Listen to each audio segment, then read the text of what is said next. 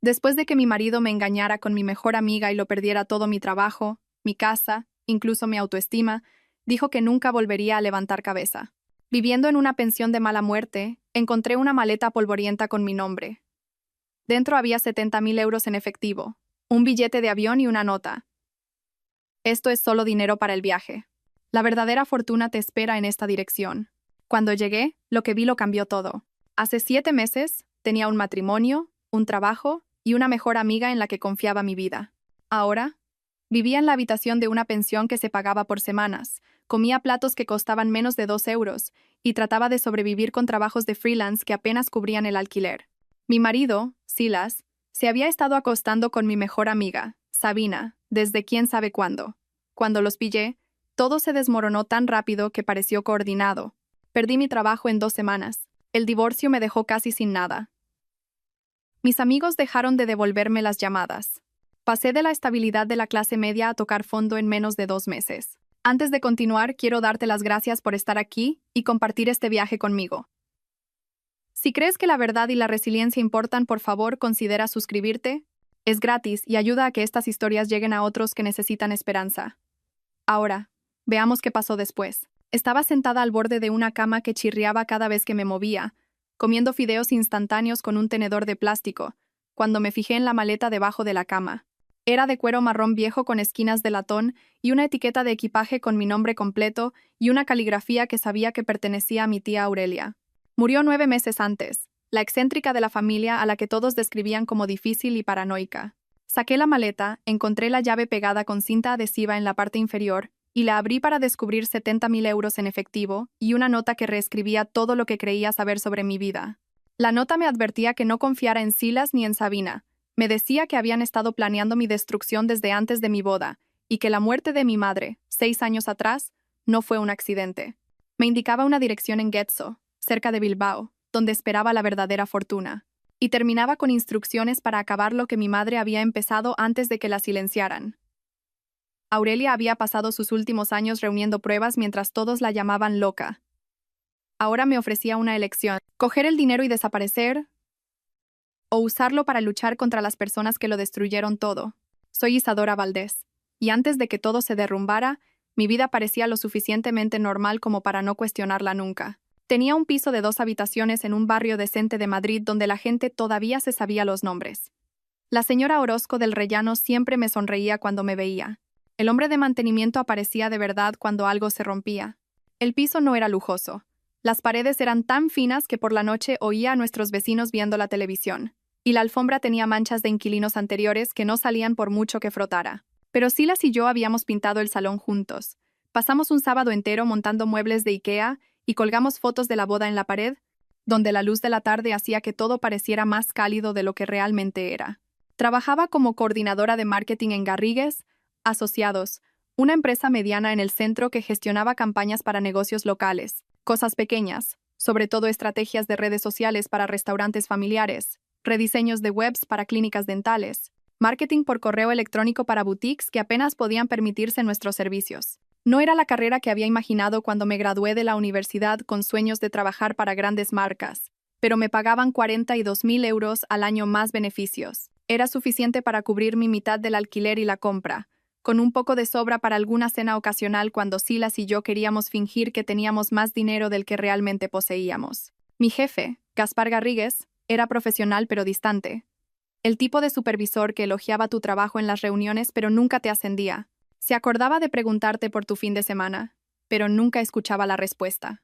Llevaba años allí, recibiendo evaluaciones de rendimiento que alababan mi fiabilidad pero que, de alguna manera, nunca se traducían en aumentos o ascensos. Pero no lo cuestionaba. Llegaba cada mañana a las 8:30, preparaba café en la sala de descanso usando la máquina que siempre fallaba, me sentaba en mi escritorio con vistas al aparcamiento y hacía mi trabajo. Se sentía estable, predecible, seguro. Silas trabajaba como consultor de negocios, o eso me decía. Su horario era irregular, de una manera que parecía normal para alguien en su campo. Noches tardías terminando propuestas.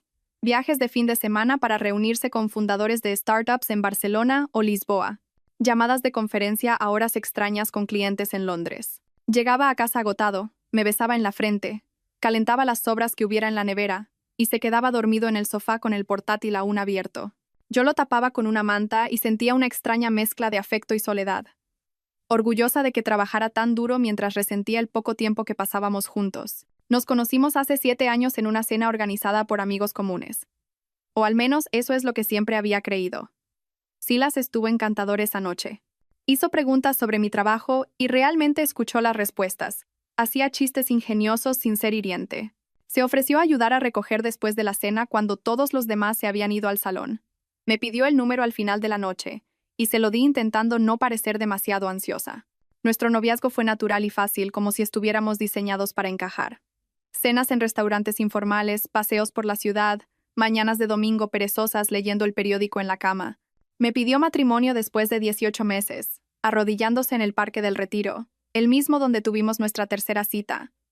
Dije que sí sin dudarlo porque no podía imaginar una razón para decir que no. Pero las cosas habían cambiado en los últimos 2 años.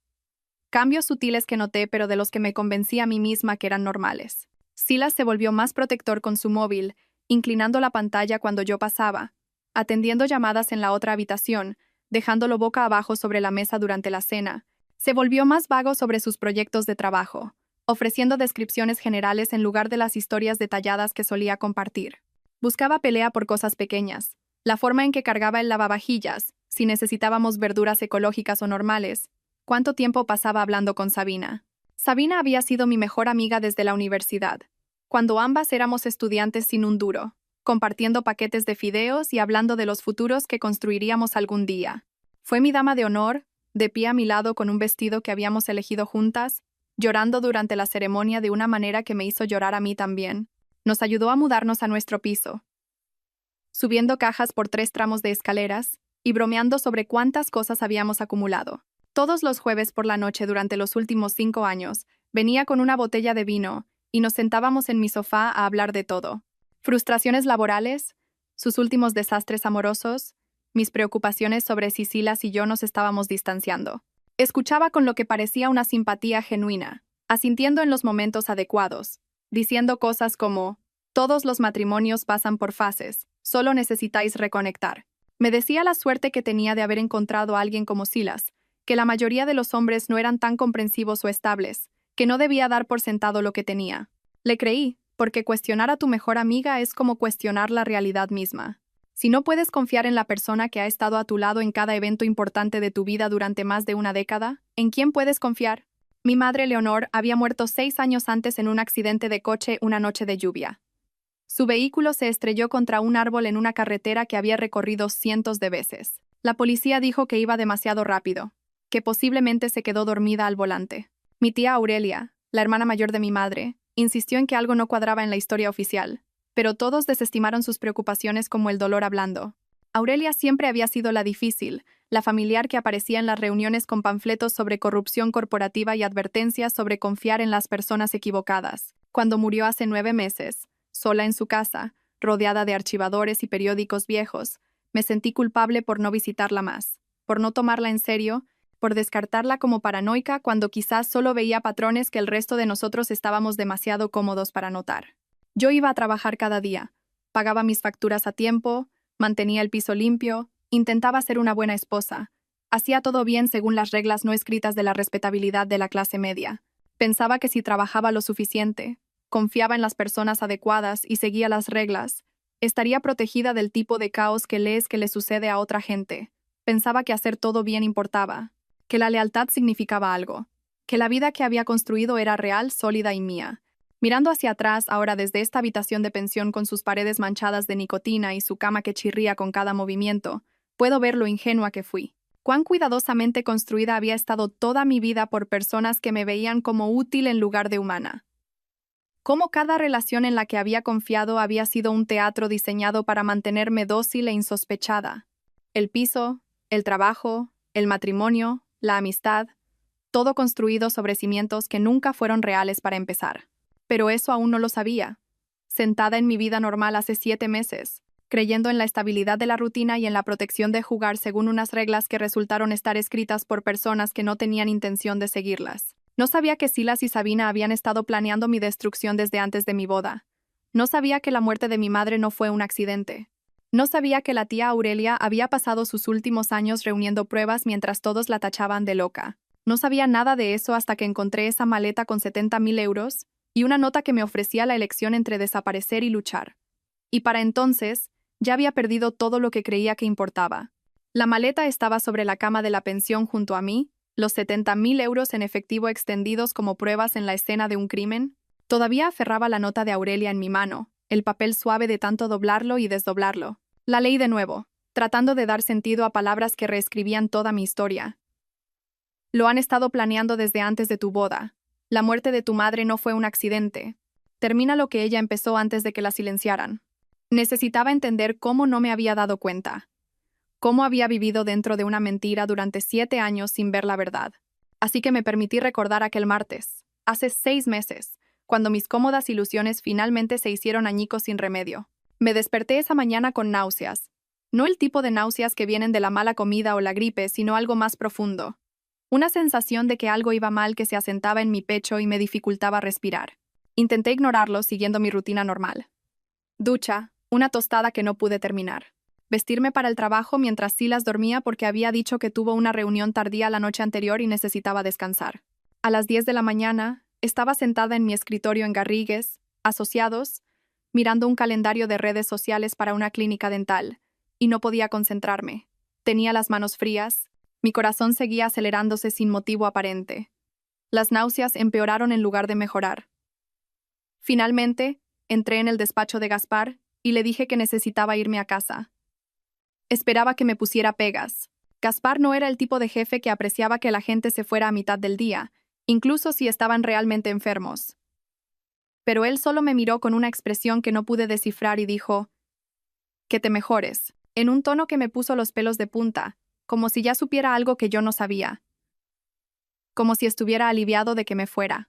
El trayecto a casa duró 20 minutos a través del tráfico de mediodía. Dejé la radio apagada porque el ruido me parecía demasiado. Mis manos temblaban ligeramente en el volante. Me dije a mí misma que estaba siendo ridícula, que probablemente solo tenía un virus estomacal y la ansiedad lo estaba empeorando. Pero el pánico seguía creciendo con cada manzana que recorría. La certeza de que algo estaba mal, aunque no tenía ninguna razón lógica para sentirlo. Cuando entré en el aparcamiento de nuestro edificio, vi el coche de Sabina en una plaza de visitantes. Un Honda Civic plateado en el que había estado cientos de veces. Tenía una llave de nuestro piso y a veces pasaba durante el día si su internet no funcionaba y necesitaba un wifi fiable para trabajar. No debería haber sido extraño ver su coche allí, pero un martes por la tarde, cuando se suponía que Silas estaba en la oficina y Sabina trabajando desde su propio piso, algo en ello me pareció incorrecto. Me quedé en mi coche un minuto entero, con el motor aún en marcha, tratando de convencerme de que mi instinto se equivocaba. Probablemente estaban trabajando en algo juntos, quizás planeando una sorpresa para mí. Quizás Silas también se había puesto enfermo y Sabina había pasado a ver cómo estaba. Repasé una docena de explicaciones inocentes, cada una más desesperada que la anterior. Finalmente, apagué el motor y crucé el aparcamiento hasta nuestro edificio. Subí 3 tramos de escaleras porque el ascensor estaba roto otra vez, y recorrí el pasillo con su moqueta gastada y su luz parpadeante. Metí la llave en la cerradura lo más silenciosamente posible, aunque no podría haber dicho por qué el sigilo parecía necesario. El piso estaba en silencio cuando entré. No el silencio de un lugar vacío, sino el de un lugar ocupado, donde puedes sentir que hay gente en casa aunque no los oigas. Me quedé en el salón, con mi bolso de trabajo todavía al hombro, escuchando. Fue entonces cuando oí las risas que venían de nuestro dormitorio, la risa de Sabina. No su risa normal, la que usaba cuando veíamos comedias en el sofá o cuando yo decía algo realmente divertido. Esta era diferente. Más íntima. El tipo de risa que está destinada a alguien específico. Diseñada para hacer que esa persona se sienta especial y deseada.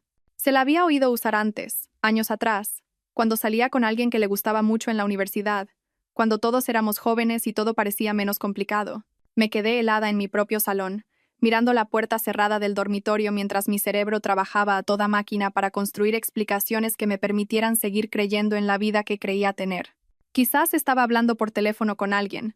Quizás Silas ni siquiera estaba en casa y ella estaba viendo algo en su portátil. Quizás estaba malinterpretando la situación porque ya me sentía enferma y paranoica, pero lo sabía.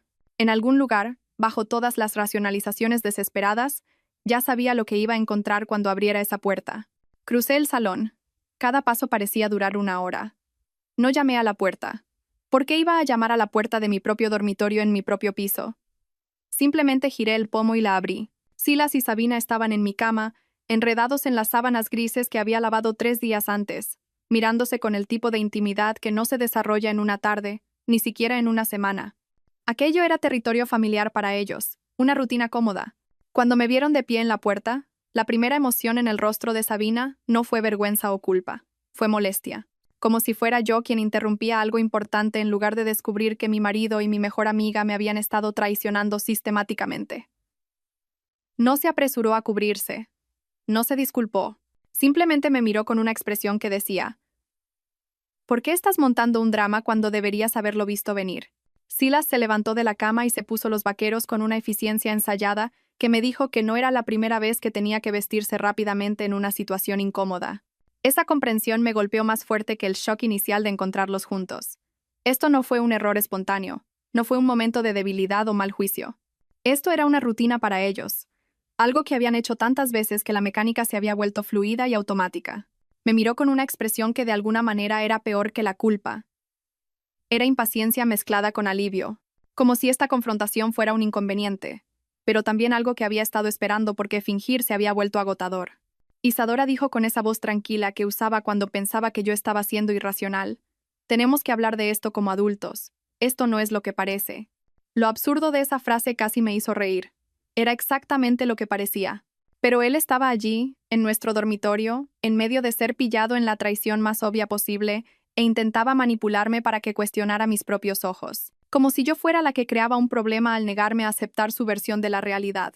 Sabina se incorporó, sujetando la sábana a su alrededor con una modestia que habría sido divertida si no fuera tan insultante. Tuvo el descaro de mirarme con algo parecido a la lástima. No queríamos que te enteraras así, dijo, como si hubiera una buena manera de descubrir que tu marido y tu mejor amiga tienen una aventura. Pero, sinceramente, Isadora, esto se veía venir desde hace mucho tiempo. Tenías que saber que las cosas no funcionaban entre vosotros. La presunción en esa declaración me dejó sin aliento. No solo que se había estado acostando con Silas, sino que pensaba que yo debería haberlo sabido. Que esto era de alguna manera predecible, o incluso culpa mía por no darme cuenta antes. Que su traición estaba justificada porque mi matrimonio tenía problemas que yo había sido demasiado estúpida o ciega para reconocer. Hice la pregunta que sabía que lamentaría hacer. ¿Desde cuándo? Mi voz me sonó extraña. Demasiado tranquila, demasiado distante, como si estuviera preguntando por algo sin importancia en lugar de por la destrucción de toda mi vida. Silas respondió en el mismo tono sin emociones, como si estuviera discutiendo un acuerdo comercial que había llegado a su fin. ¿Importa? El tiempo suficiente para estar seguros de esto. El tiempo suficiente para que fingir fuera más difícil que ser honestos. Esa palabra, fingir, me atravesó peor que todo lo demás. ¿Cuánto tiempo había estado fingiendo amarme? ¿Cuánto tiempo cada beso de despedida había sido una actuación? ¿Cuánto tiempo cada te quiero había sido una mentira? ¿Y cuánto tiempo había estado Sabina sentada en mi sofá cada jueves por la noche, bebiendo mi vino, escuchándome hablar de los problemas de mi matrimonio, ofreciendo consejos diseñados para mantenerme complaciente mientras se acostaba con mi marido el resto de la semana? No grité, no lloré, no tiré cosas ni monté una escena. Simplemente me di la vuelta, volví al salón y empecé a meter ropa en una bolsa de lona que saqué del armario del pasillo. Mi portátil, cargadores, artículos de aseo, las cosas prácticas que necesitas para sobrevivir cuando tu vida implosiona. Silas me siguió, todavía sin camiseta, todavía intentando tener la conversación de adultos que había mencionado, todavía actuando como si esta fuera una situación razonable que podría resolverse con una discusión tranquila y una comunicación madura. Me fui sin decir una palabra más, salí del piso que había ayudado a pagar, conduje hasta el aparcamiento de una cafetería a 5 kilómetros y me senté en mi coche a llorar hasta que no pude respirar bien. Luego llamé a mi prima Elia y le pregunté si podía dormir en su sofá unos días mientras averiguaba qué hacer. Eso fue hace 6 meses. Y ahora, sentada en esta habitación de pensión con la nota de Aurelia y 70,000 euros en efectivo, entendí que aquel martes había sido incluso peor de lo que había pensado. La traición no había sido solo personal. Había sido calculada, planeada, parte de algo más grande que conectaba con la muerte de mi madre y lo que sea que Aurelia había pasado sus últimos años investigando. Habían estado jugando una partida a largo plazo con mi vida como tablero. Y yo había sido demasiado confiada, demasiado ingenua, demasiado desesperada por creer en la estabilidad de la vida normal para ver lo que estaba sucediendo hasta que fue demasiado tarde. Llevaba 5 días viviendo en el sofá de Elia cuando recibí la llamada de Gaspar. Mi prima había sido lo suficientemente amable como para dejarme quedarme en su habitación de invitados después de que me fuera del piso, y yo había estado tratando de mantener una apariencia de normalidad yendo a trabajar todos los días como si nada hubiera cambiado, fingiendo que dormir en casa de otra persona, con todas mis posesiones en una bolsa de lona, era solo un inconveniente temporal en lugar de una señal de que mi vida se estaba desmoronando. Gaspar me pidió que fuera a su despacho el lunes a primera hora. Su voz por teléfono tenía ese tono cuidadoso que la gente usa cuando está a punto de dar malas noticias y quiere parecer compasiva. Me dije a mí misma que probablemente sería sobre un nuevo proyecto de cliente o quizás una evaluación de rendimiento que había sido programada meses atrás. No me permití pensar en la alternativa. Llegué a las 8:15 con ropa que había planchado usando la tabla de Elia porque quería parecer profesional y serena, aunque sentía que apenas me mantenía entera. La puerta del despacho de Gaspar estaba abierta, y me hizo un gesto para que entrara con una expresión que podría haber sido de simpatía o de satisfacción oculta tras una máscara profesional. Isadora dijo, señalando la silla frente a su escritorio. Necesito hablar contigo sobre algunos cambios que van a ocurrir en el departamento. Me senté, con las manos juntas en mi regazo, tratando de mantener mi rostro neutral. Gaspar revolvió unos papeles en su escritorio, sin mirarme a los ojos, y sentí que se me encogía el estómago antes de que empezara a hablar. Estamos reestructurando el departamento de marketing debido a restricciones presupuestarias, dijo, usando ese lenguaje corporativo cuidadoso diseñado para sonar oficial e impersonal. Desafortunadamente, tu puesto va a ser eliminado. Te ofrecemos un paquete de indemnización que debería ayudarte con la transición. Deslizó una carpeta por su escritorio hacia mí. No la toqué. Solo lo miré fijamente, tratando de procesar lo que estaba diciendo mientras mi cerebro gritaba que esto no podía estar pasando. No ahora. No cuando todo lo demás ya se estaba desmoronando. ¿Restricciones presupuestarias? Repetí, oyendo mi propia voz sonar distante y hueca. Acabamos de firmar con 3 clientes nuevos el mes pasado. He visto los informes trimestrales. No tenemos problemas financieros. La expresión de Gaspar no cambió. Estas decisiones se toman a niveles superiores a mi control, Isadora. Lo siento, pero la decisión es final. Quise preguntar si esto tenía algo que ver con Silas. Quizás Gaspar se había enterado de la separación y había decidido que yo era una carga o una distracción, pero algo en su rostro me detuvo. Un destello de incomodidad que sugería que hacer preguntas no cambiaría nada y solo haría esto más incómodo para ambos. Cogí la carpeta, salí de su despacho y empaqueté mi escritorio en 20 minutos. Nadie me miró a los ojos.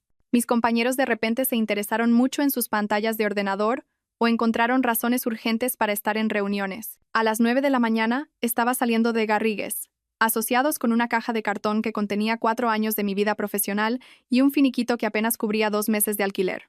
Más tarde, mucho más tarde, descubrí que Gaspar y Silas habían sido compañeros de piso en la universidad. Que su conexión siempre había sido parte de la arquitectura de mi vida sin mi conocimiento.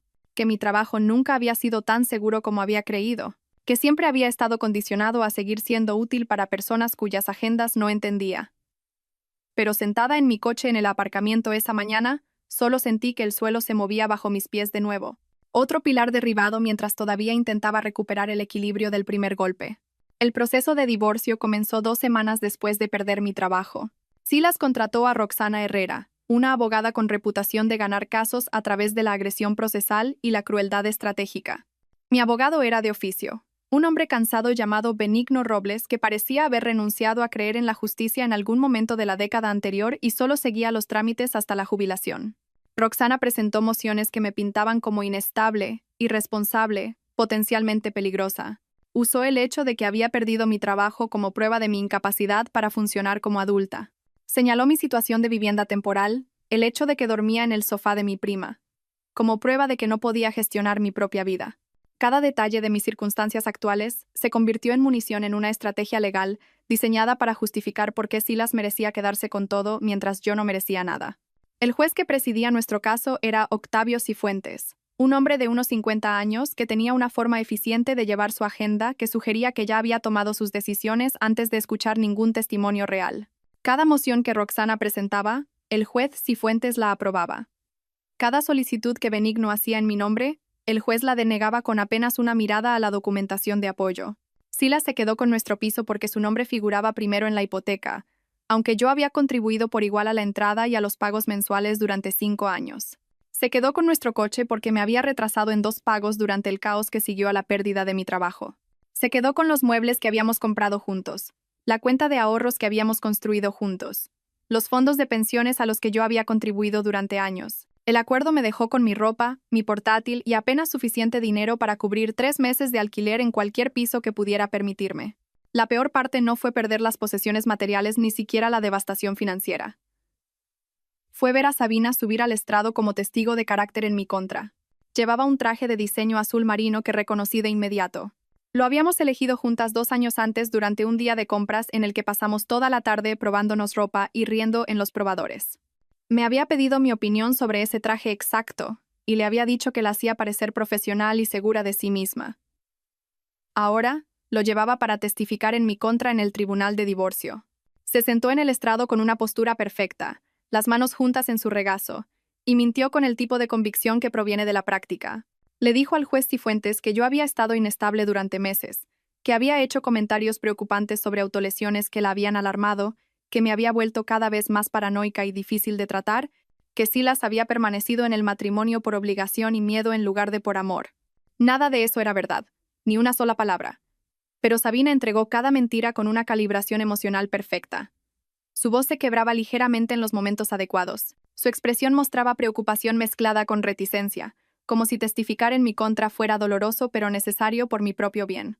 El juez Cifuentes escuchaba con una expresión de interés, asintiendo con simpatía, tomando notas. Cuando Benigno intentó interrogarla sobre su relación con Silas, Roxana se opuso antes de que pudiera terminar la pregunta. El juez la admitió de inmediato, cortando cualquier línea de investigación que pudiera establecer cuándo había comenzado realmente la aventura o revelar que el testimonio de Sabina podría estar motivado por algo más que la preocupación por mi bienestar. Me senté en la mesa del acusado viendo a mi mejor amiga de más de una década destruir sistemáticamente lo que quedaba de mi credibilidad. Y entendí que esto había sido coordinado. La aventura, la pérdida del trabajo, el proceso de divorcio. Todo ello cronometrado y ejecutado con una precisión que iba más allá de la coincidencia.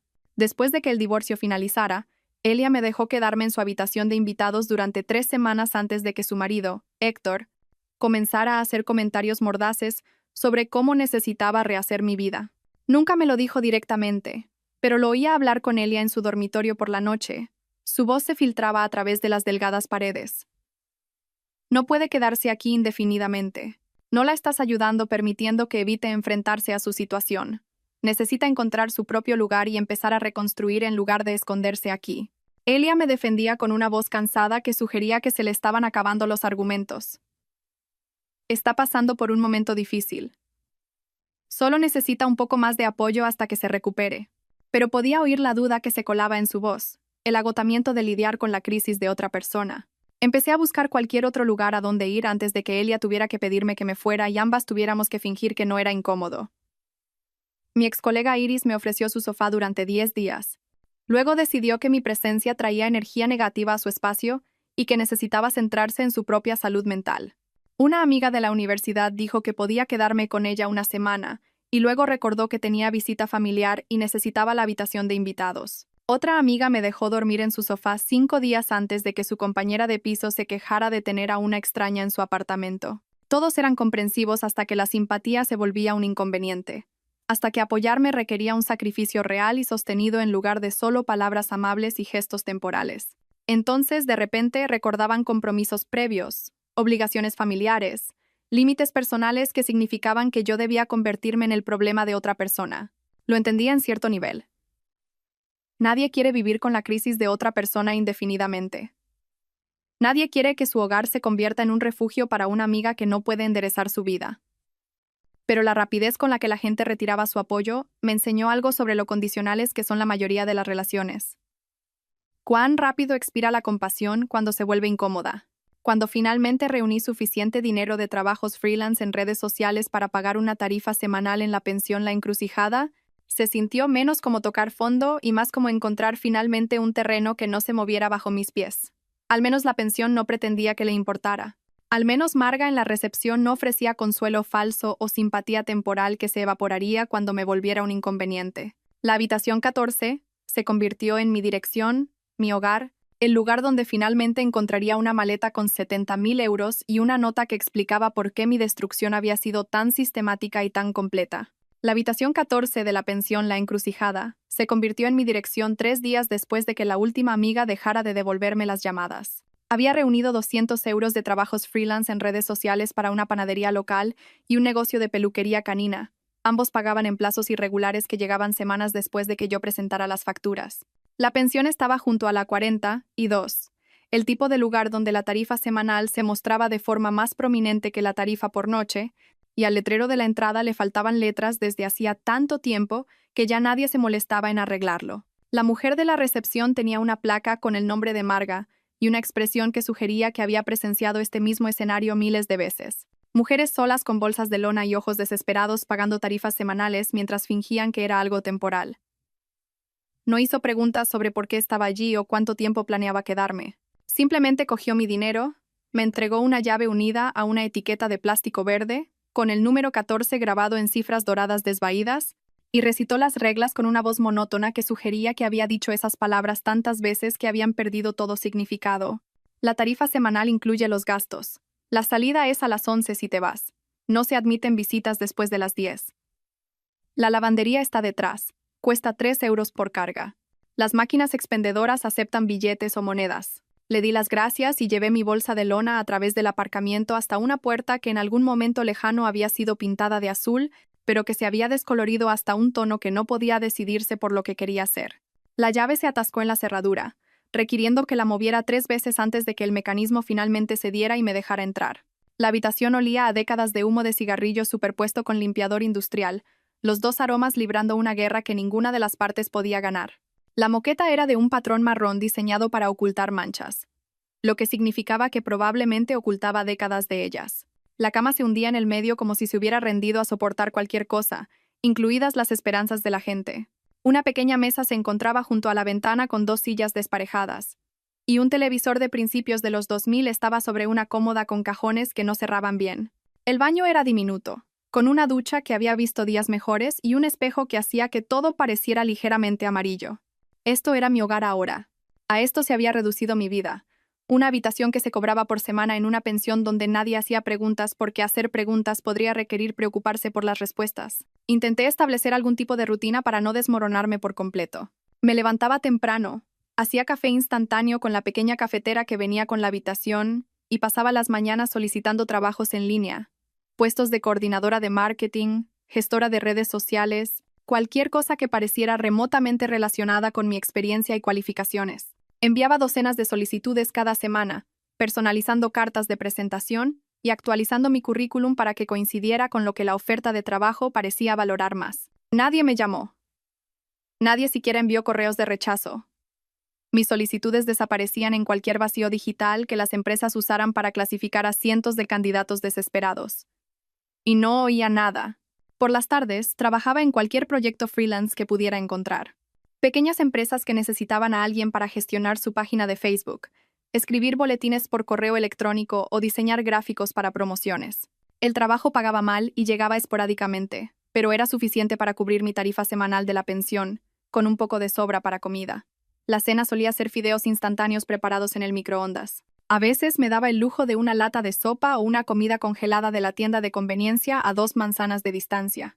Comía sentada en el borde de la cama viendo programas de televisión que no me importaban, solo para tener un ruido que no fuera el sonido de mis propios pensamientos. Mis vecinos eran en su mayoría invisibles. Había un camionero de larga distancia llamado Fermín que aparcaba su camión en la esquina más alejada del aparcamiento y a veces me saludaba con la cabeza cuando nos cruzábamos, pero nunca hablábamos. Una mujer que trabajaba en el turno de noche en el hospital mantenía sus cortinas permanentemente cerradas y entraba y salía a horas extrañas. Un hombre de unos 60 años vivía en la habitación de al lado y ponía copla a un volumen lo suficientemente bajo como para que no pudiera quejarme, pero lo suficientemente alto como para oírlo a través de las delgadas paredes. Evitaba mirarme en el espejo del baño porque no reconocía a la mujer que me devolvía la mirada. Tenía la misma cara de siempre, pero algo fundamental había cambiado en sus ojos. Algo se había roto y no se había curado, dejándola con un aspecto vacío y derrotado que me avergonzaba. Esta era mi vida ahora. Así era la traición y la destrucción sistemática. Una habitación de pensión que olía a humo y fracaso. Comidas que costaban menos de 2 euros. Y la aplastante comprensión de que nadie vendría a salvarme, porque todos los que podrían haberse preocupado ya habían decidido que yo era demasiado problema. Llevaba 3 semanas viviendo en la habitación 14 cuando me di cuenta de la maleta debajo de la cama. Solo la encontré porque se me cayó el cargador del móvil y rodó bajo el somier. Me puse a 4 patas para recuperarlo, metiendo la mano en el espacio polvoriento entre la cama y el suelo, y mi mano chocó con algo sólido, algo que no debería haber estado allí. La saqué a la luz. Una maleta vieja, de cuero marrón maltrecho con esquinas de latón que se habían oxidado a un verde opaco. Parecía algo de otra época, el tipo de equipaje que la gente usaba antes de que todo se volviera de plástico y desechable. Una etiqueta de equipaje estaba atada al asa con una cuerda, y cuando la giré para leer lo que estaba escrito, mis manos empezaron a temblar. Isadora Valdés Montes. Mi nombre completo escrito con una caligrafía que habría reconocido en cualquier lugar. La escritura precisa y cuidadosa de mi tía Aurelia. Me senté en el suelo sosteniendo la maleta, tratando de entender cómo había llegado allí. Aurelia había muerto hacía 9 meses. Asistí a su funeral, estuve junto a su tumba, vi cómo bajaban su ataúd a la tierra. Había vivido sola durante décadas. Murió sola en su casa, rodeada de archivadores y periódicos viejos. Y todos habían dicho que era triste, pero no sorprendente, dado cómo se había aislado con sus teorías de conspiración y advertencias paranoicas sobre confiar en las personas equivocadas. ¿Cómo había terminado su maleta debajo de mi cama en una pensión en la que solo llevaba 3 semanas viviendo? ¿Había sabido de alguna manera que acabaría aquí? ¿Se la había dejado amarga en la recepción con instrucciones de ponerla en cualquier habitación que yo alquilara? La logística parecía imposible, pero la prueba estaba justo delante de mí. Mi nombre escrito con la inconfundible caligrafía de Aurelia. La maleta estaba cerrada con 2 cerrojos de latón que tenían pequeños mecanismos de cerradura. Le di la vuelta, revisando los lados y el fondo, y encontré una pequeña bolsa de plástico pegada debajo. Dentro de la bolsa había una llave. Aurelia siempre había sido paranoica, pero también había sido práctica de maneras que solo ella entendía. Escondía cosas a plena vista, dejaba pistas que requerían que miraras con atención, confiaba en que la persona adecuada encontraría lo que había dejado atrás. Despegué la cinta, saqué la llave de la bolsa de plástico y abrí la maleta con manos que no dejaban de temblar. Dentro había dinero. 70.000 euros en efectivo, atados con gomas elásticas. En su mayoría billetes de 100 euros con algunos de 50 mezclados. Los billetes olían ligeramente a naftalina y libros viejos, como si hubieran estado guardados en algún lugar durante años antes de ser empaquetados en esta maleta. Debajo del dinero había un billete de avión impreso en papel que había comenzado a amarillear ligeramente por los bordes. Bilbao, fecha de salida, dentro de 4 días. Y debajo del billete había una nota, escrita a mano en papel de cuaderno amarillo con la caligrafía distintiva de Aurelia. Isadora, esto es solo dinero para el viaje. La verdadera fortuna te espera en esta dirección. No confíes en Silas. No confíes en Sabina. Han estado planeando esto desde antes de tu boda. Termina lo que tu madre empezó antes de que la silenciaran. La verdad es importante. Úsala sabiamente. Leí esas palabras 3 veces, y cada lectura las hacía sentir más imposibles y más ciertas al mismo tiempo. No confíes en Silas. No confíes en Sabina. Han estado planeando esto desde antes de tu boda. Mi madre Leonor había muerto hacía 6 años en lo que todos dijeron que fue un accidente de coche. Tarde en la noche, en una carretera lluviosa. Su coche se estrelló contra un árbol en una ruta que había conducido cientos de veces. El informe policial decía que iba demasiado rápido, que posiblemente se quedó dormida al volante. Un trágico accidente, pero nada sospechoso. Aurelia había insistido en que algo no encajaba. Se había quedado en el funeral, me había apartado durante el velatorio, y me había dicho en un susurro urgente que mi madre había estado investigando un fraude financiero en la compañía farmacéutica donde trabajaba, que su muerte era demasiado conveniente, que el momento no tenía sentido, que tenía que tener cuidado en quién confiaba. Lo descarté como el dolor convirtiéndose en paranoia. Todos lo hicieron. Aurelia siempre veía conspiraciones, siempre advertía sobre la corrupción corporativa, siempre repartía panfletos sobre cosas que nadie más creía que fueran problemas reales. Todos habíamos aprendido a asentir educadamente y cambiar de tema. Ahora, estaba sentada en el suelo de una pensión sosteniendo 70.000 euros en efectivo y una nota que decía que mi tía había tenido razón en todo. Pasé esa noche en la habitación 14, mirando el dinero y la nota, sin poder dormir, sin poder pensar en nada más que en la elección que Aurelia me estaba obligando a tomar. Por la mañana, decidí que no iba a huir. Estaba harta de ser la persona a la que le pasan cosas. Estaba harta de desaparecer mientras las personas que destruyeron mi vida seguían adelante sin consecuencias. Empaqué mi bolsa de lona con las pocas posesiones que importaban. Algo de ropa, mi portátil, los 70,000 euros metidos en una bolsa impermeable. Le dejé una nota amarga en la recepción diciendo que había pagado la semana, pero que no volvería. Me miró con una expresión que podría haber sido de preocupación o de alivio de que su problema de inquilina semanal se estuviera resolviendo solo. Buena suerte, dijo, lo que podría haber significado cualquier cosa. El vuelo a Bilbao salía temprano un jueves por la mañana desde un aeropuerto regional a 40 minutos de distancia. Lo había reservado usando el dinero de Aurelia, y pasé todo el trayecto hasta allí, tratando de no pensar en lo que realmente estaba haciendo. Volar al otro lado del país para seguir las instrucciones de una tía muerta a la que todos habían llamado paranoica. Perseguir una teoría de conspiración que conectaba la infidelidad de mi marido con la muerte de mi madre 6 años atrás. Creer que la destrucción sistemática de mi vida era parte de algo más grande y más calculado que una simple traición. Dicho así, sonaba a locura. Pero la nota de Aurelia estaba en mi bolso. El dinero era real y el billete de avión tenía mi nombre. Locura o no, iba a ir. La aerolínea era una de esas de bajo coste que cobran extra por todo, incluido el derecho a respirar. O al menos así se sintió cuando intentaron hacerme pagar 15 euros por llevar una bolsa de lona que pesaba menos que la mayoría de los niños pequeños. Pagué porque discutir no valía la pena.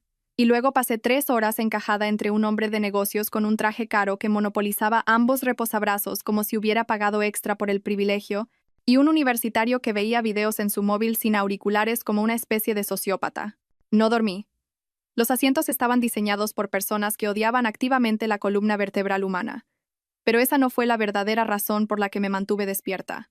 Mi mente no dejaba de dar vueltas a preguntas sin respuestas fáciles. ¿Qué había descubierto mi madre que la hizo lo suficientemente peligrosa como para matarla? ¿Cuán profunda era la implicación de Silas y Sabina? ¿Alguna parte de mi relación con Silas había sido real? ¿O todo había sido una actuación desde el principio? ¿Hubo momentos genuinos mezclados con las mentiras? ¿O cada beso y cada declaración de amor habían sido una manipulación calculada? El hombre de negocios a mi lado seguía mirando la bolsa de lona que sostenía en mi regazo, probablemente preguntándose por qué la abrazaba como si contuviera algo irreemplazable en lugar de guardarla en el compartimento superior como una persona normal. Quise decirle que contenía 70.000 euros, y posiblemente la clave para entender por qué toda mi vida había sido desmantelada sistemáticamente. Pero me limité a mirar por la ventana a la oscuridad salpicada por luces dispersas abajo, ciudades y pueblos llenos de gente, cuyas vidas probablemente tenían sentido para ellos de una manera que la mía ya no lo tenía.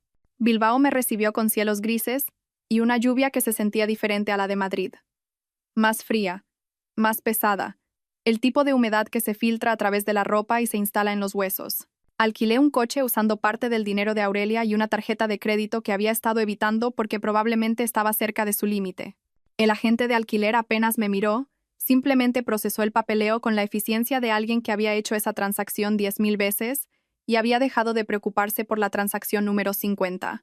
La dirección que Aurelia había escrito me llevó fuera de la ciudad hacia Getxo, una zona residencial que se sentía tranquila de una manera que sugería dinero, privacidad y vecinos que se ocupaban de sus propios asuntos. El GPS me guió por calles bordeadas de árboles maduros y casas apartadas de la carretera, cada propiedad manteniendo una distancia educada de sus vecinas. La casa de Aurelia estaba al final de una calle sin salida, una pequeña casa de una planta que parecía haber sido construida en los años 70 y no había sido muy actualizada desde entonces.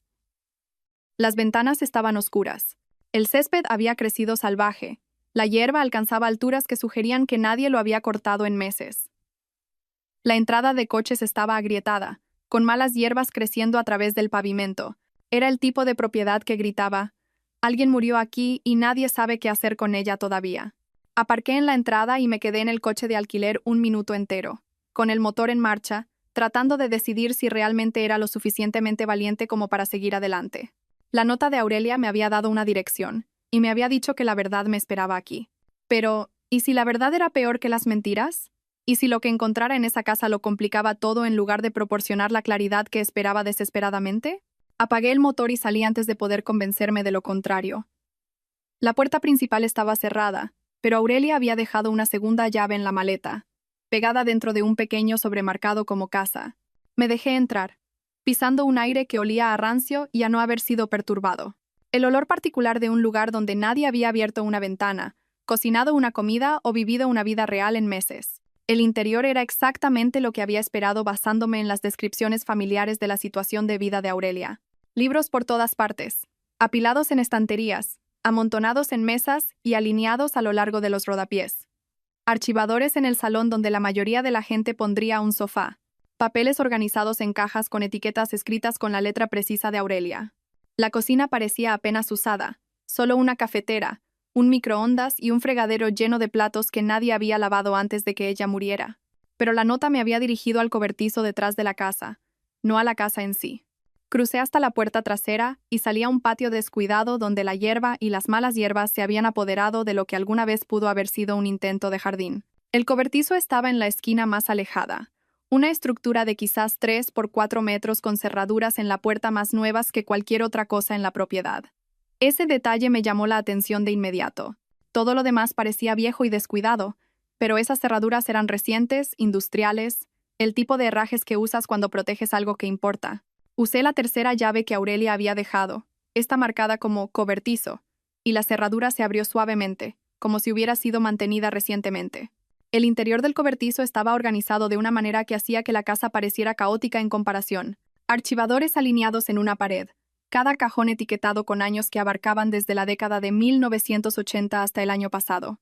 Cajas apiladas a lo largo de otra pared, indexadas con el tipo de precisión que encontrarías en un archivo profesional. Y en la esquina trasera, parcialmente oculta bajo una lona y algunas latas de pintura estratégicamente colocadas, había una trampilla en el suelo. Moví las latas de pintura y retiré la lona. La trampilla tenía un asa y una cerradura. Y cuando probé la cuarta llave que Aurelia había dejado, se abrió para revelar una escalera que descendía a la oscuridad. Encendí la linterna de mi móvil y bajé a lo que resultó ser un sótano que había sido convertido en una sala de pruebas con clima controlado. El espacio tenía quizás 2 metros de alto y unos 5 metros cuadrados, iluminado por tiras de LED a pilas que parpadearon al encenderse cuando llegué al final de la escalera. El aire era fresco y seco, mantenido por un deshumidificador que zumbaba silenciosamente en la esquina. Archivadores, más cajas, una mesa con un portátil y lo que parecía un viejo reproductor de casetes, y esparcidas por todas partes, fotografías y documentos protegidos en fundas de plástico transparente. Aurelia había pasado años construyendo esto, un archivo secreto que documentaba algo que creía que valía la pena preservar, incluso si todos pensaban que era paranoica por hacerlo. Empecé con las fotografías porque estaban justo delante de mí, dispuestas sobre la mesa como pruebas en un juicio. La primera que cogí hizo que mis manos empezaran a temblar tanto que casi la dejó caer. Mi madre, Leonor, de pie entre Silas y Sabina en lo que claramente era algún tipo de conferencia. Los tres llevaban acreditaciones y ropa de negocios, sonriendo a la cámara como colegas que se conocían bien. La pancarta de fondo decía, Cumbre Anual de Investigación de Laboratorios Meridian. La fecha impresa en la parte inferior de la foto era de hace 8 años. 8 años. 2 años enteros antes de que supuestamente conociera a Silas por casualidad en una cena. 2 años antes de que nuestra relación comenzara, miré esa fotografía, mi cerebro tratando de construir explicaciones que me permitieran aferrarme a cualquier parte de la narrativa que había creído sobre mi propia vida. Quizás se habían conocido brevemente en una conferencia y se habían olvidado. Quizás era una coincidencia. Quizás la foto estaba mal etiquetada. Pero sabía que no era así. Esto no era una coincidencia. Silas no me había conocido por accidente. Había sido colocado en mi vida deliberadamente, cultivado como una relación por personas que necesitaban acceso a mi madre y me vieron como el punto de entrada más fácil. Había sido un objetivo antes de ser una novia, un blanco antes de ser una esposa. Y cada momento de intimidad, cada declaración de amor, cada promesa sobre nuestro futuro juntos, había sido un teatro al servicio de algo que solo ahora comenzaba a entender. Dejé la fotografía con manos temblorosas y cogí el reproductor de casetes. Era viejo, uno de esos modelos portátiles de los 80 con altavoces incorporados y un asa para llevarlo. A su lado había una pila de cintas de casete, cada una etiquetada con la letra de Aurelia con fechas, nombres y breves descripciones. Cogí la primera cinta de la pila, etiquetada como Silas García y Augusto Montero, marzo de 2019. Discusión sobre el estado de la investigación de Leonor Montes. El nombre de mi madre escrito allí, con la caligrafía cuidadosa de Aurelia, me oprimió el pecho. Metí la cinta en el reproductor, pulsé play y escuché estática seguida de voces que me helaron las manos. La primera voz era la de Silas. Había oído esa voz todos los días durante 7 años. La había oído decirme que me amaba. La había oído hacer promesas sobre nuestro futuro juntos. Ahora la oía hablar de mi madre como si fuera un problema que necesitaba ser resuelto. Leonor se está acercando demasiado, dijo Silas, su tono profesional y completamente desprovisto de emoción. Ha hecho copias de los datos de los ensayos y se ha estado reuniendo con alguien del Ministerio de Sanidad. No sé quién todavía, pero estoy trabajando para averiguarlo a través de Isadora. Una segunda voz respondió, más vieja y autoritaria. Debía ser Augusto Montero. No podemos permitir que esto se haga público. Las aprobaciones que hemos conseguido valen miles de millones. Si expone la manipulación de datos, nos enfrentamos a cargos penales y al fin de la empresa. ¿Puedes contenerla a través de la hija? Lo he intentado, dijo Silas. Pero Leonor no discute detalles del trabajo con Isadora. Es protectora. Cree que mantiene a su hija a salvo no involucrándola en lo que sea que esté investigando. De hecho, está dificultando mi trabajo porque Isadora no sabe nada útil. Entonces tenemos que considerar otras opciones, dijo Augusto, y algo en su tono me heló la sangre. Soluciones más permanentes. No podemos arriesgarlo todo porque a una contable le haya entrado la conciencia. Pausé la cinta porque no podía respirar bien.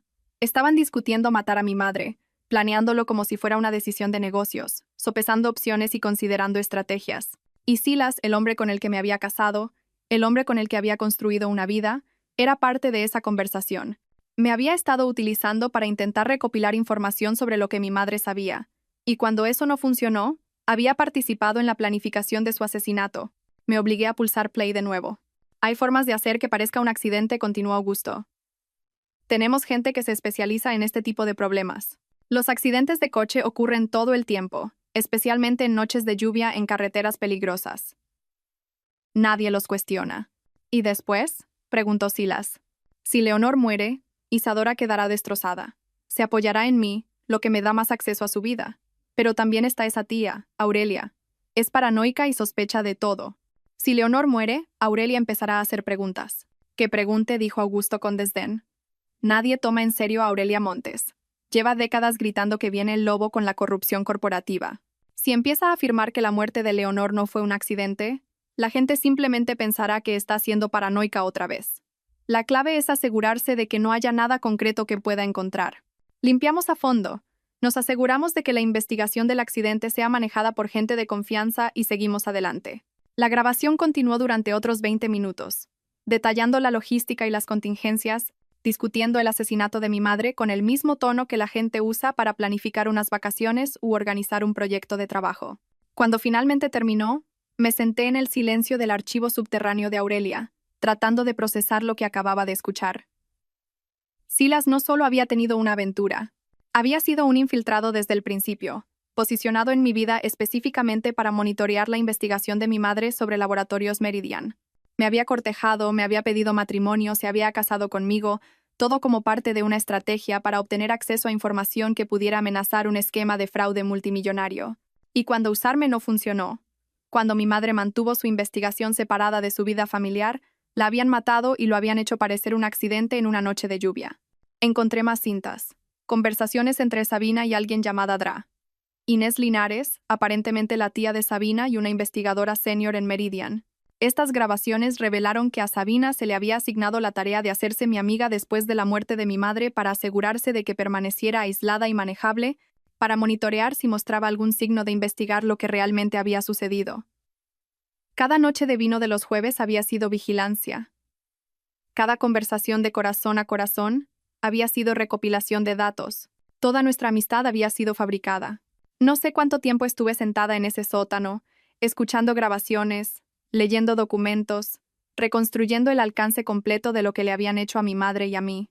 Horas, quizás lo suficiente como para que me doliera la espalda de estar sentada en el suelo de hormigón y me ardieran los ojos de leer bajo la luz LED.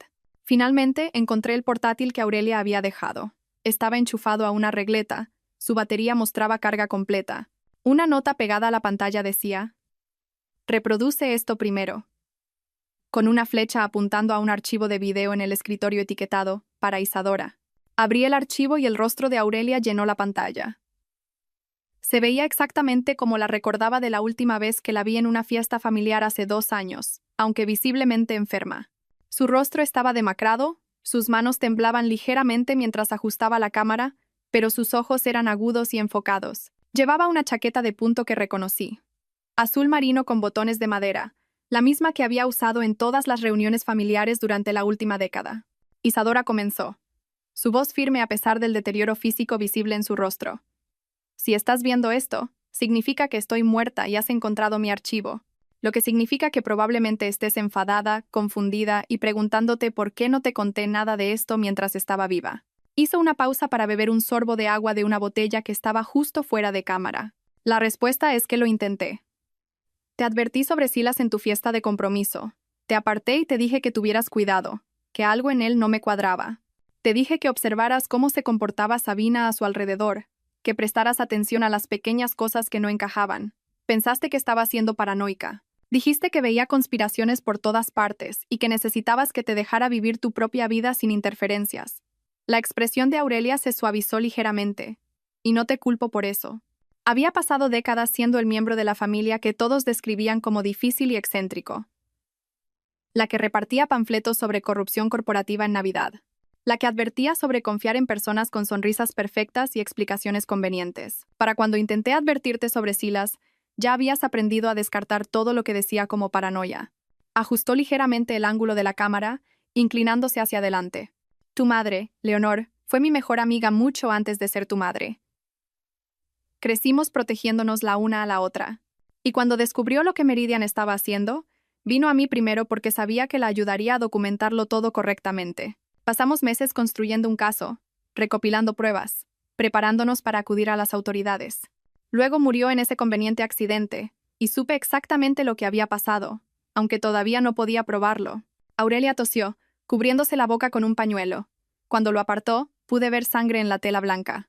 He pasado los últimos 6 años de mi vida recopilando las pruebas con las que estás sentada ahora mismo. Cada documento, cada grabación, cada rastro financiero. Lo hice porque amaba a tu madre y porque te amo a ti. Porque no podía permitir que se salieran con la suya, matando a Leonor y destruyendo tu vida sin consecuencias. Miró directamente a la cámara con una intensidad que hizo que pareciera que estaba en la habitación conmigo. Tienes 2 opciones, Isadora. Al igual que tu madre tuvo 2 opciones antes de que la mataran. Puedes coger el dinero que te dejé y desaparecer. Cambiar tu identidad. Mudarte a un lugar lejano. Vivir cómoda y segura. Y nunca mirar atrás. Nadie te culparía por elegir la supervivencia sobre la justicia. Ya has perdido mucho. Mereces paz si eso es lo que quieres. Aurelia tosió de nuevo, más fuerte esta vez, y tuvo que hacer una pausa larga antes de continuar. O puedes luchar. Puedes usar todo lo que he recopilado y hacer arder a esta gente. Exponer a Meridian. Exponer a Silas y Sabina y a todos los que participaron en el asesinato de tu madre y en tu destrucción. No será fácil. Tienen dinero, abogados, conexiones políticas. Te amenazarán, te acosarán, podrías estar en peligro. Pero, Isadora, si luchas, podrías ganar de verdad. E incluso si no ganas por completo, les harás pagar un precio por lo que hicieron.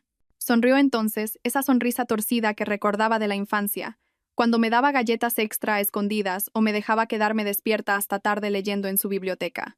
De cualquier manera tendrás una historia que valga la pena contar. Tu madre estaría orgullosa de ti, sin importar lo que elijas. Pero creo que ambas sabemos qué elección te permite dormir por la noche. La expresión de Aurelia se volvió seria de nuevo. Te quiero, Isadora, no dejes que ganen. Alcanzó algo fuera de cámara, luego volvió a mirar a la pantalla. Ah, y hay una cosa más que no he mencionado en los materiales escritos. Cuenta número 7743 de la Caja Rural del Norte. La contraseña es el número de empleada de tu madre en Meridian. Esa es la verdadera fortuna. Los 70,000 de la maleta son solo dinero para el viaje. Usa lo que hay en esa cuenta para luchar o para huir. Pero, por el amor de Dios, úsalo. El video terminó con Aurelia extendiendo la mano hacia la cámara. Y luego la pantalla se quedó en negro. Me quedé mirando la pantalla en blanco durante mucho tiempo antes de sacar mi móvil y buscar el número de teléfono de la Caja Rural del Norte. La llamada a la Caja Rural del Norte me llevó 45 minutos de navegar por menús automáticos antes de que finalmente llegara a un ser humano. Les di el número de cuenta que Aurelia había mencionado, y la representante se quedó en silencio el tiempo suficiente para que pensara que la llamada se había cortado. Señora, dijo finalmente, su voz de repente mucho más profesional, voy a tener que transferirla a nuestra división de gestión de patrimonios. Por favor, espere. La música de espera era un piano clásico que sonaba como si se estuviera tocando bajo el agua. Después de lo que pareció una eternidad, Una mujer llamada Adela se puso al teléfono y me pidió que verificara mi identidad usando el número de empleada de mi madre como contraseña. Cuando le di los números, hizo una pausa por un momento antes de explicar con un lenguaje cuidadoso que Aurelia había establecido un fideicomiso a mi nombre. El fideicomiso contiene carteras de acciones, propiedades inmobiliarias y derechos de propiedad intelectual que su madre aseguró antes de su muerte, dijo Adela. El valor total es de aproximadamente 14 millones de euros. Estructurado para protegerlo de desafíos legales y asegurar que solo usted pueda acceder a él. 14 millones de euros. Las palabras no sonaban reales. Sonaban como el diálogo de una película sobre la vida de otra persona, no la mía. Estaba sentada en el archivo subterráneo de una mujer muerta, rodeada de pruebas de conspiración y asesinato, y ahora me decían que tenía acceso a más dinero del que podía comprender adecuadamente. Aurelia había pasado 6 años no solo recopilando pruebas, sino construyendo una base financiera que me permitiría luchar sin ser destruida por los honorarios legales y las interminables batallas judiciales. Había envuelto la justicia como un regalo, y la había dejado con suficientes recursos para conseguirla de verdad. Elegí luchar. Usando la información de contacto que Aurelia había dejado en sus archivos, llamé a la agente Vega Torres de la UDEF, Unidad de Delincuencia Económica y Fiscal, de la Policía Nacional. Respondió al tercer tono, con un tono que sugería que estaba ocupada y no tenía tiempo para lo que fuera que yo llamara. Torres. Mi nombre es Isadora Valdés, dije, oyendo mi propia voz temblar ligeramente. Mi tía Aurelia Montes me dejó información sobre un caso que creo que han estado tratando de construir sobre Laboratorios Meridian. El silencio al otro lado duró lo suficiente como para que revisara mi móvil para asegurarme de que la llamada no se había cortado. ¿Dónde está ahora mismo?, preguntó Vega, su tono completamente cambiado. En Getxo, en la propiedad de mi tía. No se mueva. Voy hacia allí. No hable con nadie más sobre esto. No toque nada más. Y lo que sea que Aurelia le dejara, espéreme. Estaré allí en 40 minutos. Colgó antes de que pudiera responder. Vega llegó en 35 minutos, lo que sugería que había conducido más rápido de lo que probablemente era legal. Tenía unos 40 y tantos años, con canas en su pelo oscuro recogido en una práctica coleta, vestía vaqueros y una americana con una placa de policía prendida en el cinturón. Me miró de pie en el jardín descuidado de Aurelia con una expresión que era en parte escepticismo y en parte esperanza. Muéstremelo, dijo. La llevé al cobertizo. Bajamos la escalera hasta el archivo subterráneo y observé cómo cambiaba su rostro mientras asimilaba los archivadores, las cajas, la documentación organizada de 6 años de investigación. Se puso guantes de látex antes de tocar nada, sacando archivos y leyendo con una intensidad que me hizo entender por qué Aurelia había confiado en ella. Su tía era o la investigadora más meticulosa que he conocido o era completamente brillante, dijo Vega después de unos 20 minutos de revisar documentos. Probablemente ambas cosas. Esto es suficiente para abrir una investigación federal. Estamos hablando de cargos de conspiración, fraude, posiblemente asesinatos, y podemos probar que el accidente de coche fue arreglado. Isadora, me acaba de entregar un caso que podría derribar a una importante compañía farmacéutica. La investigación que siguió se movió con una lentitud burocrática que Vega me aseguró que era normal cuando se construían casos contra corporaciones con miles de millones en activos y ejércitos de abogados. Se tuvieron que redactar citaciones, revisarlas, aprobarlas por jueces. Los registros bancarios necesitaban ser congelados, lo que requería órdenes judiciales, lo que requería una causa probable, lo que requería más papeleo del que yo creía que existía. Ex-empleados de Meridian que habían sido despedidos o habían renunciado en circunstancias sospechosas fueron entrevistados. La red informal de denunciantes de la industria farmacéutica comenzó a emerger, compartiendo sus propias historias de fraude y represalias. Vega me ayudó a encontrar un pequeño apartamento en Bilbao, un piso de una habitación en un edificio antiguo con suelos de madera que crujían y ventanas que temblaban cada vez que los trenes pasaban por las vías a 2 manzanas de distancia. Era infinitamente mejor que la habitación 14 de la pensión La Encrucijada, pero lo mantuve modesto porque no quería sentir que estaba gastando recursos que deberían reservarse para la batalla legal que se avecinaba. Usé dinero del fideicomiso de Aurelia para pagar el alquiler y comprar comida, viviendo de forma sencilla mientras la investigación avanzaba. Me reunía con los fiscales cada pocas semanas. Tenían preguntas detalladas sobre cada prueba que Aurelia había recopilado, pidiéndome que explicara cronologías, relaciones y conversaciones que había oído años atrás y que no había entendido que fueran significativas en ese momento. Querían saber sobre el horario de Silas, sobre las visitas de Sabina, sobre el comportamiento de mi madre en los meses previos a su muerte. Respondía todo lo más exhaustivamente que pude, viéndolos tomar notas e intercambiar miradas que sugerían que estaban construyendo algo sustancial. Vega llamaba periódicamente con actualizaciones que consistían principalmente en «estamos progresando y no hable con nadie sobre esto». Es lo que dicen los agentes federales cuando no pueden compartir detalles pero quieren que sepas que no te han olvidado. La espera fue más difícil que cualquier cosa que hubiera venido antes. Había entregado todo lo que Aurelia había recopilado, y ahora simplemente existía en un limbo, esperando que la maquinaria de la justicia realmente funcionara por una vez en lugar de triturar a personas inocentes y escupirlas como estadísticas. Meses después de mi primer encuentro con Vega en el archivo subterráneo de Aurelia, las cosas comenzaron a suceder con una velocidad que sugería que el gobierno finalmente había acumulado suficientes pruebas para avanzar con confianza. Comenzó un miércoles por la mañana a principios de primavera. La sede de Laboratorios Meridian en Madrid fue registrada por agentes federales que sacaron cajas de un reluciente edificio de cristal que parecía un monumento al éxito corporativo.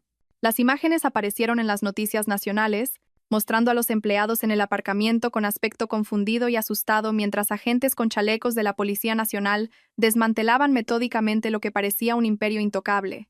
Augusto Montero, el director general cuya voz había oído en las grabaciones de Aurelia discutiendo el asesinato de mi madre como si fuera un inconveniente menor, fue arrestado en su casa.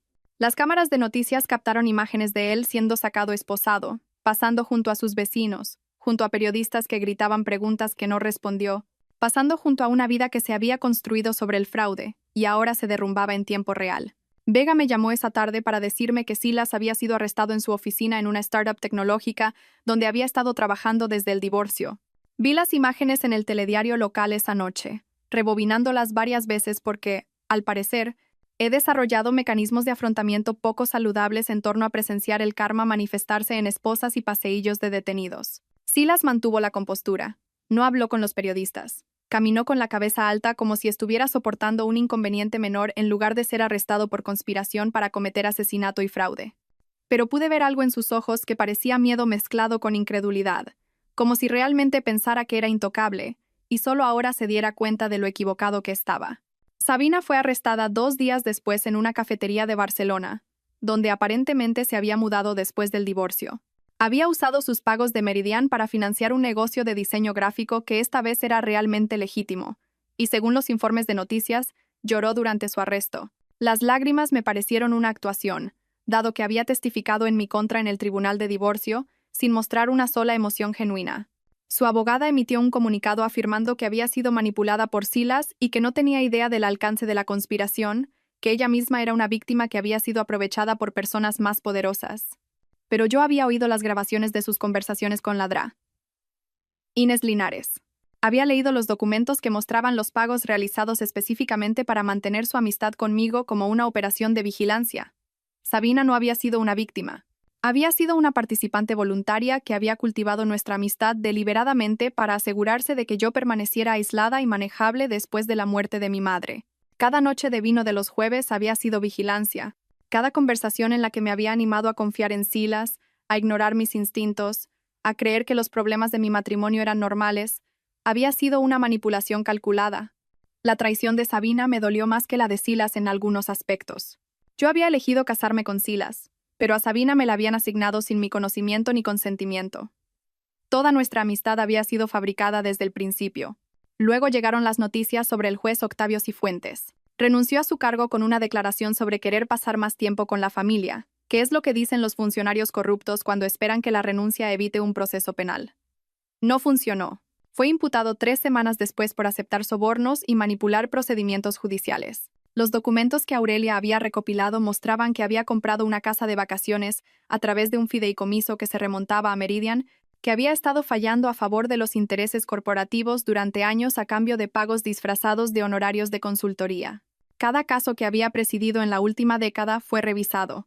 Mi caso de divorcio fue uno de los primeros, y un nuevo juez tardó 15 minutos en determinar que el fallo original se había basado en testimonios fabricados y procedimientos sesgados.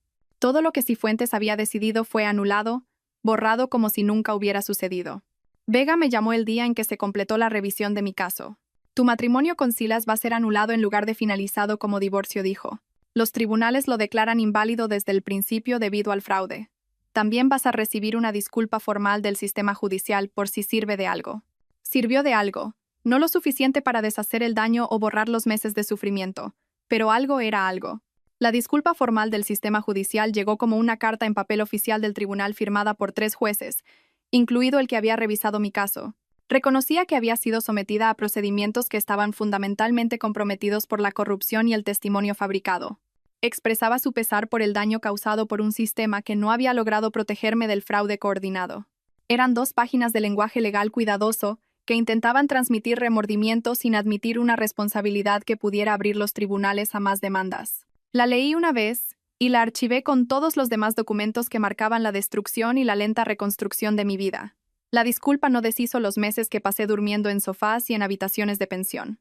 No borró el trauma de ver a mi mejor amiga testificar en mi contra con mentiras, ni la humillación de perderlo todo porque un juez había sido comprado.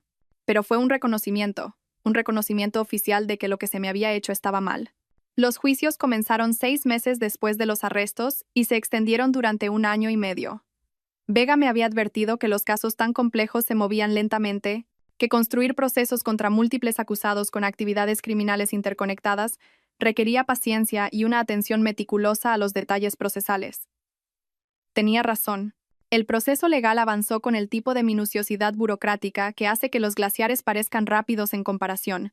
Augusto Montero fue a juicio primero. Su caso se convirtió en un espectáculo mediático que dominó los informativos durante semanas. Denunciantes de la industria farmacéutica testificaron sobre la cultura del fraude en Meridian, describiendo cómo los ejecutivos incentivaban a los investigadores a manipular los datos de los ensayos y cómo las preocupaciones de seguridad se enterraban sistemáticamente cuando amenazaban las aprobaciones de medicamentos rentables. Pacientes que habían sido perjudicados por medicamentos que nunca deberían haber llegado al mercado compartieron sus historias. Una mujer cuya hija había muerto por complicaciones relacionadas con un medicamento que Meridian había aprobado apresuradamente con datos de seguridad falsificados, habló durante 20 minutos sobre ver sufrir a su hija. Contables forenses explicaron los rastros de dinero que conectaban las bonificaciones de los ejecutivos directamente con las aprobaciones fraudulentas, mostrando cómo Augusto Montero se había beneficiado personalmente de cada medicamento peligroso que la compañía sacaba al mercado. El jurado deliberó durante 6 días. Cuando regresaron con veredictos de culpabilidad en 17 cargos, incluidos fraude, conspiración, soborno y delito contra la salud pública, Augusto Montero no mostró ninguna emoción visible. Se puso de pie mientras el juez leía la sentencia: 23 años en una prisión federal y la confiscación de aproximadamente 40 millones de euros en activos. Tenía 62 años, lo que significaba que probablemente pasaría el resto de su vida encarcelado. Vi la sentencia desde la galería, sentado en la última fila donde podía observar sin ser notada. Cuando el juez terminó de leer la sentencia y los alguaciles se llevaron a Augusto Montero esposado, sentí algo que no era exactamente satisfacción ni era exactamente cierre. Era más como ver una larga ecuación matemática finalmente equilibrarse, todas las variables cayendo en sus lugares correctos después de años de errores de cálculo deliberados. El juicio de Silas fue más pequeño y silencioso, sin la atención mediática que había rodeado a Augusto Montero, pero fue más personal para mí. Asistí todos los días del proceso, sentada en el mismo asiento en la última fila, viendo a los fiscales presentar pruebas de su papel en la vigilancia de mi madre, su participación en la planificación de su asesinato, su matrimonio de 7 años conmigo, como una operación de recopilación de inteligencia extendida. Las grabaciones que Aurelia había recopilado se reprodujeron en el tribunal. Escuché la voz de Silas discutiendo sobre mi madre como si fuera un obstáculo que necesitaba ser eliminado. Lo oí informar sobre conversaciones que yo había tenido sobre su trabajo. Lo oí elaborar estrategias sobre cómo usar nuestra relación para la recopilación de información. Los fiscales presentaron registros bancarios que mostraban los pagos que se le hicieron a lo largo de nuestro matrimonio, demostrando que había sido compensado por cada mes que había pasado fingiendo amarme. Su abogado defensor intentó argumentar que Silas había sido un participante de bajo nivel, manipulado por personas más poderosas, que había sido coaccionado a una participación que no había entendido completamente. Pero las grabaciones mostraban a alguien que había sido entusiasta y dispuesto, que había hecho sugerencias estratégicas sobre cómo abordar el asesinato de mi madre, que había seguido recibiendo pagos y participando en la conspiración años después de su muerte. El jurado emitió veredictos de culpabilidad por cargos de conspiración para cometer asesinato, fraude y asociación ilícita. El juez lo sentenció a 15 años en una prisión federal. Cuando se leyó el veredicto, Silas me miró a través de la sala del tribunal. Su expresión era complicada, algo entre la ira y la resignación, como si no pudiera creer del todo que la mujer con la que se había casado como parte de una operación de vigilancia hubiera sido la que presentara las pruebas que lo destruyeron. Le devolví la mirada sin pestañear, sin emoción, porque ya estaba harta de ser intimidada por personas que habían subestimado sistemáticamente de lo que era capaz cuando se me empujaba lo suficiente. Sabina aceptó un acuerdo con la fiscalía en lugar de ir a juicio. A cambio de su testimonio contra otros acusados, su sentencia se redujo a 8 años. Proporcionó información sobre la DRA. Inés Linares y otros empleados de Meridian que habían sido parte de la conspiración, ayudando a los fiscales a construir casos contra personas que de otro modo podrían haber escapado a la responsabilidad. 6 meses después de su sentencia, recibí una carta de ella. 3 páginas escritas en papel de prisión, llenas de disculpas y explicaciones sobre cómo era joven y estaba desesperada por dinero cuando Meridian se le acercó por primera vez. Cómo había tomado decisiones terribles de las que se arrepentía todos los días. Cómo ser asignada para hacerse mi amiga había comenzado como un simple trabajo, pero se había complicado cuando realmente había llegado a preocuparse por mí a pesar de las mentiras. Preguntaba si podríamos encontrar una manera de perdonarnos y seguir adelante, porque nuestra amistad había significado algo real, aunque estuviera construida sobre el engaño. Leí la carta una vez mientras estaba sentada en mi apartamento de Bilbao con el café de la mañana, y no sentí nada más que una especie de satisfacción hueca.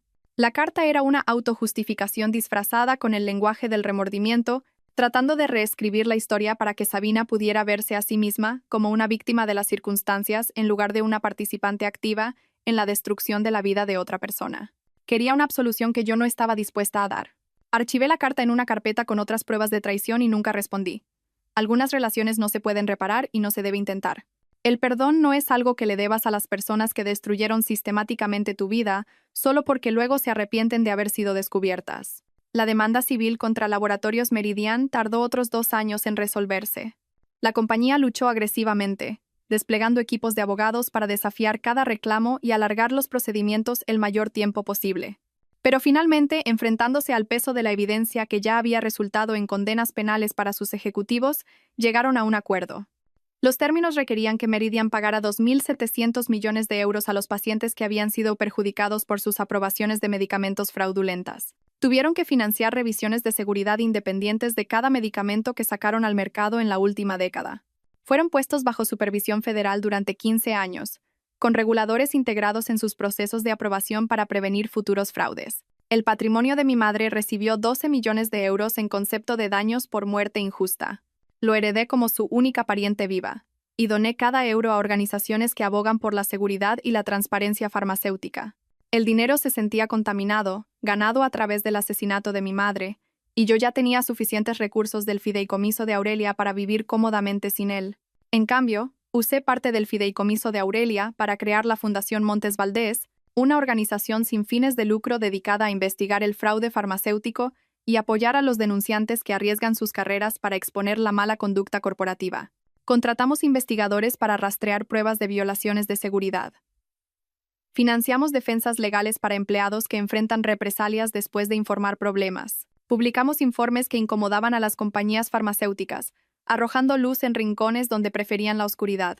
La fundación se convirtió en mi trabajo a tiempo completo, mi forma de canalizar el dolor y la ira en algo productivo, algo que habría enorgullecido a mi madre y a Aurelia, algo que convirtió sus muertes en un legado que realmente ayudó a la gente en lugar de ser solo finales trágicos de vidas truncadas por la codicia. Todavía pienso a veces en la habitación 14 de la pensión La Encrucijada, en estar sentada en esa cama hundida, comiendo fideos instantáneos con un tenedor de plástico, preguntándome si alguna vez saldría del agujero en el que se había convertido mi vida. Guardo el recibo de mi última semana allí en mi cartera, como un recordatorio de que tocar fondo es real, que la humillación y la traición pueden despojarte de todo lo que creías que te definía, pero no pueden destruirte de verdad a menos que se lo permitas. Aurelia lo había entendido.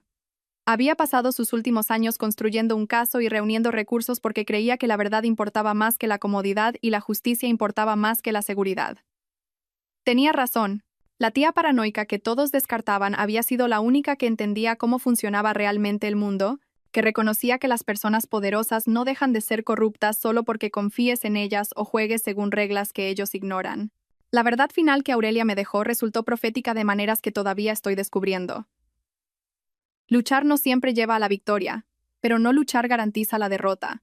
Construí una vida con sentido a partir de las ruinas de una fraudulenta, desordenada, complicada y fundamentalmente honesta.